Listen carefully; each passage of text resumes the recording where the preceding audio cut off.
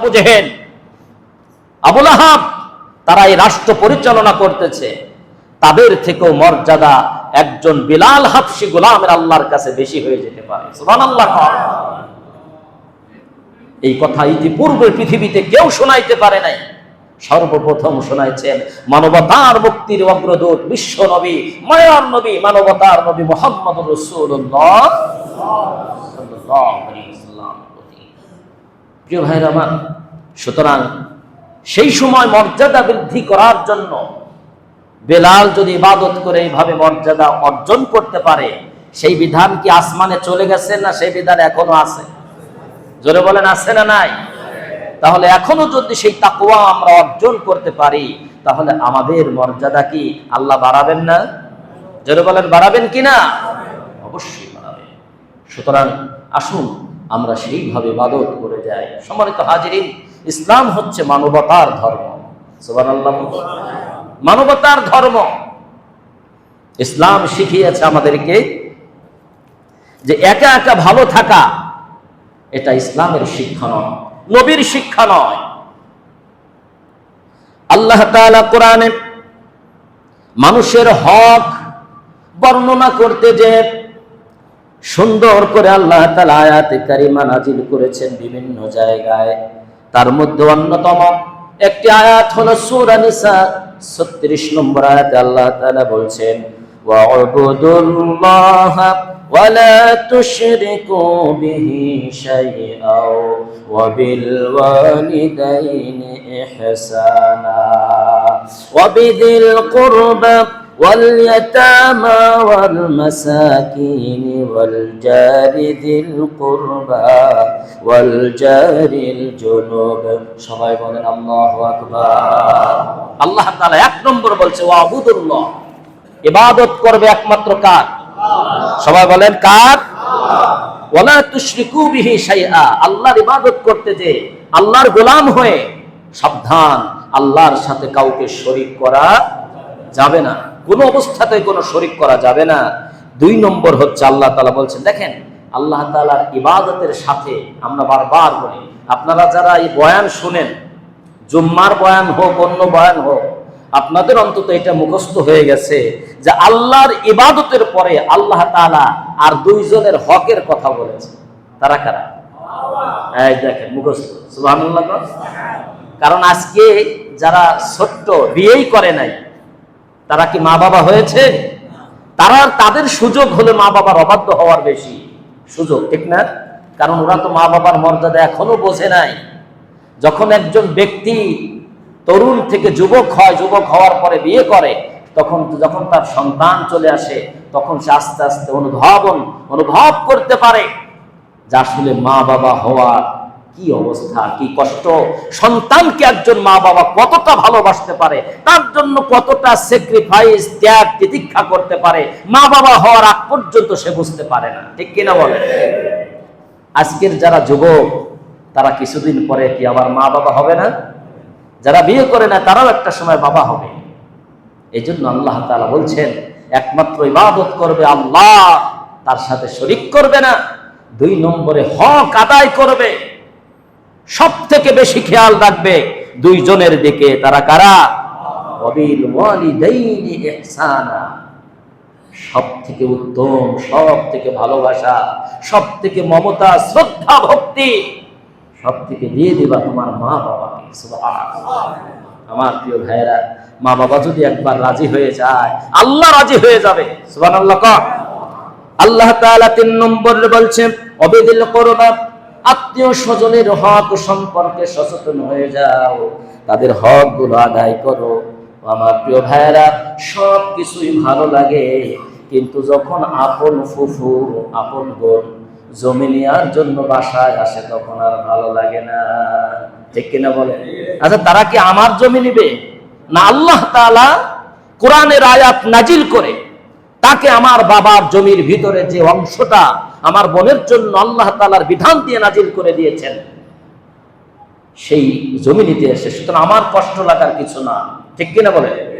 কোনো কথা নয়, কারণ এটা তো তার হক, আমার বাবার জমির ভিতরে তার হক আল্লাহ দিয়েছে, এখানে আমার ইন্টারফেয়ার করার কোনো কিছু নেই। যদি করি তাহলে আমি অন্যের হককে নষ্ট করে দিলাম। এই জন্য বলছে আত্মীয় স্বজনের হক আদায় করবে।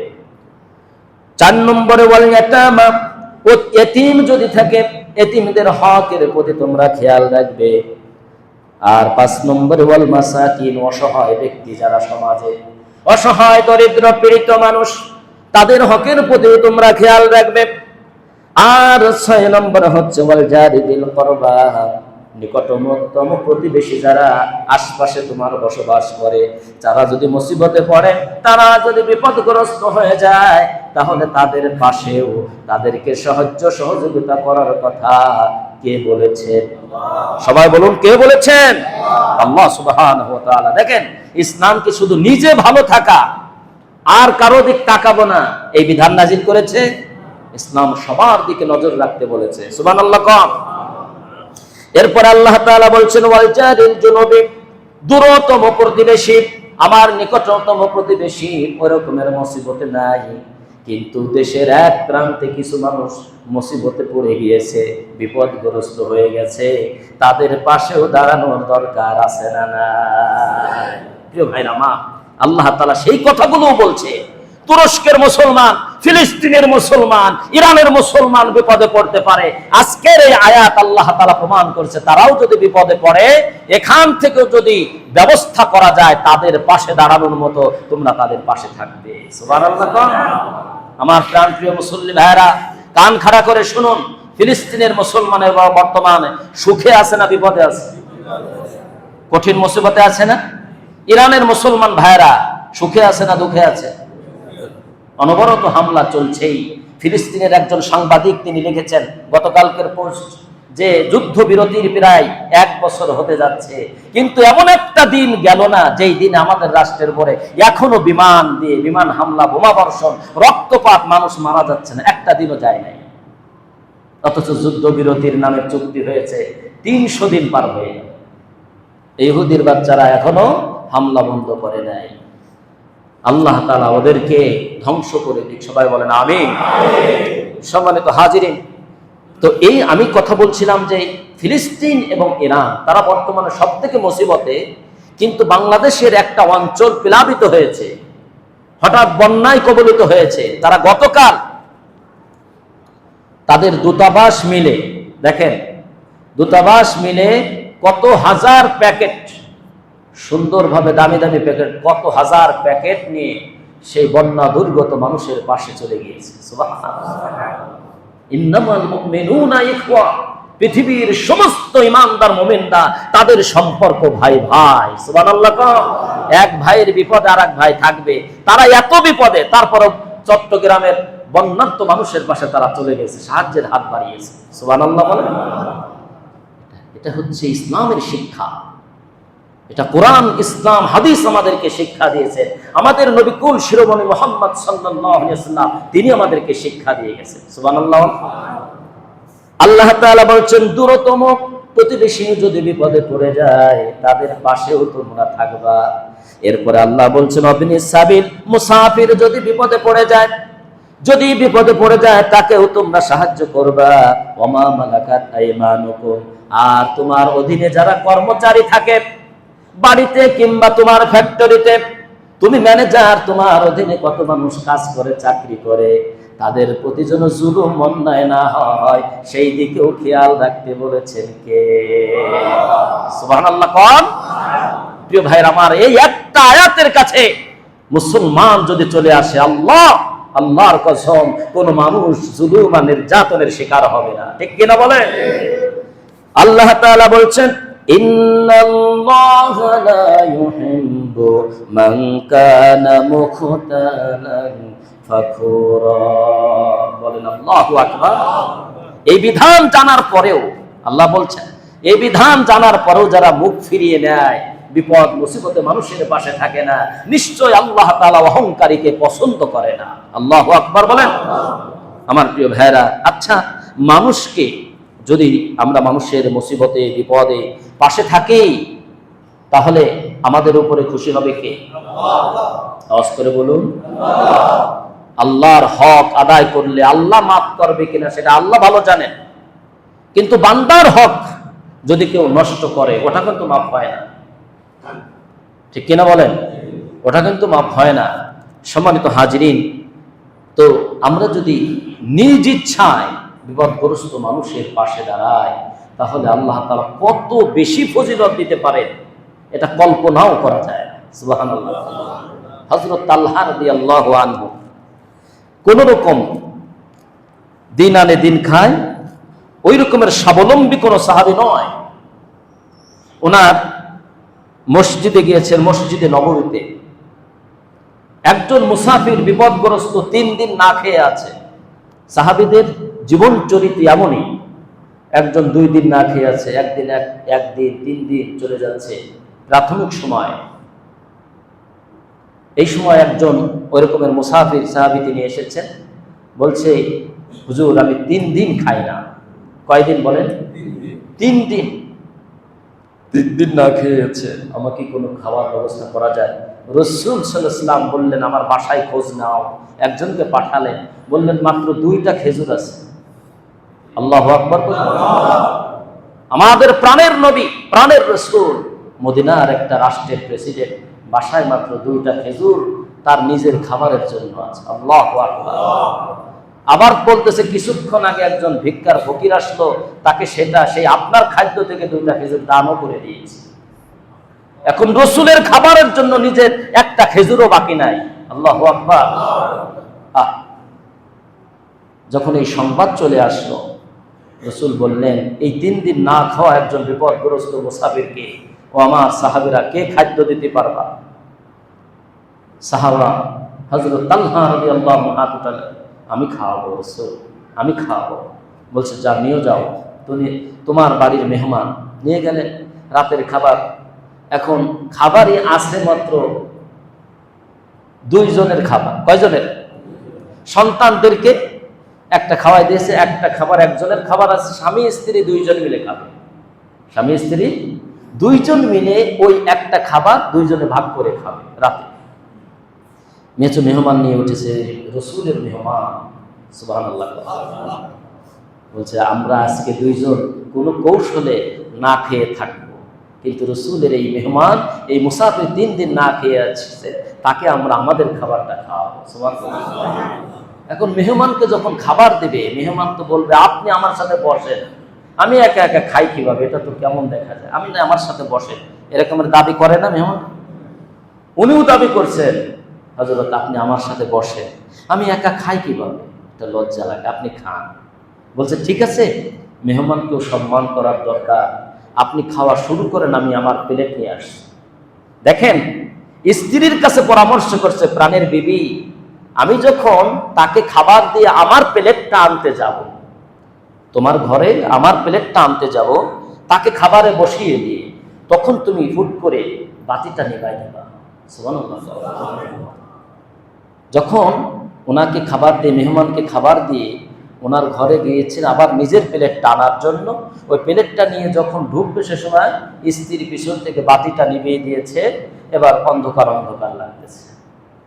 রাসূলের এই সাহাবী হযরত তালহা তিনি আসলেন, আসার পরে মেহমান খাচ্ছেন, বিসমিল্লাহ, উনি বিসমিল্লাহ বলছেন, খাবারের একটা অভিনয় করছে, একটু গালে এরকম একটা শব্দ দিচ্ছেন।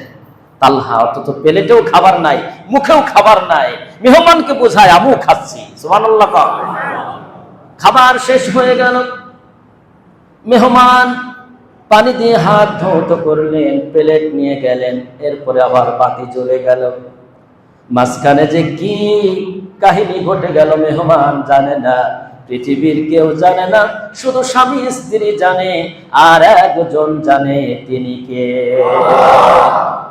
মেহমানকে সুন্দর করে শুইতে দিলেন, ঘুম শেষ হয়ে গেল, ফজরের আযান ভেসে আসলো, উঠলেন, ওযু করলেন, রাসূলের মসজিদে নববীর দিকে রওনা হয়ে গেলেন 2 জন সাহাবী।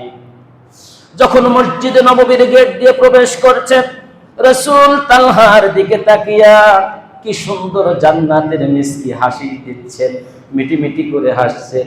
তালহা কাছে এসে বললেন, ওগো রাসূল, এই ফজরের সময় আপনি আমাকে দেখে হাসছেন, কারণটা কি?